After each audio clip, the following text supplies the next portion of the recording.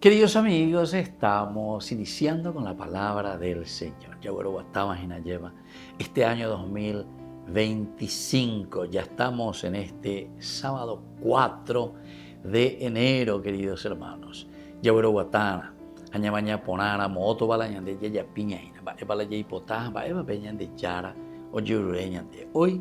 La palabra del Señor, como siempre, nos acompaña a través de la primera carta que escribe San Juan, el apóstol San Juan, a su comunidad judeo-cristiana sería, pero que ya son los cristianos seguidores del Señor. Hijitos míos, que nadie los engañe.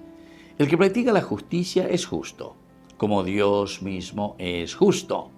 Pero el que peca procede del diablo, porque el diablo es pecador desde el principio.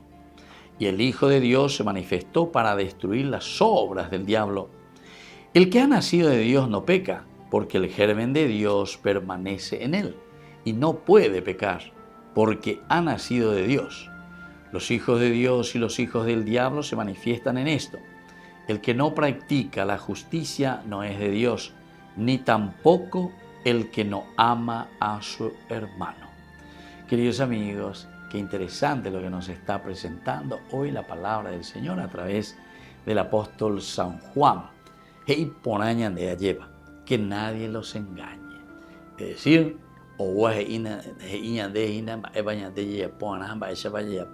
pero desviando los preceptos, desviándonos de la buena noticia de Jesucristo, cómo nosotros tenemos que vivir y cómo tenemos que esforzarnos.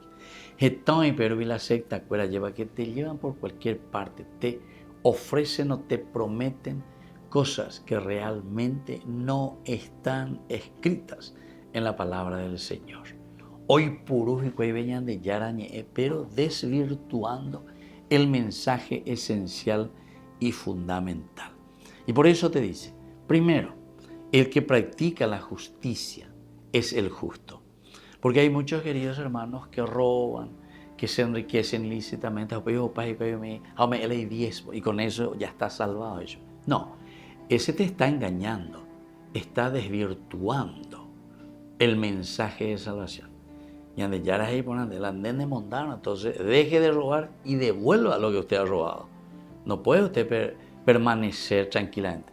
Como alguna vez alguno huye y se perdona mina. $1.000.000 entonces se la ha montado, que se perdona mina.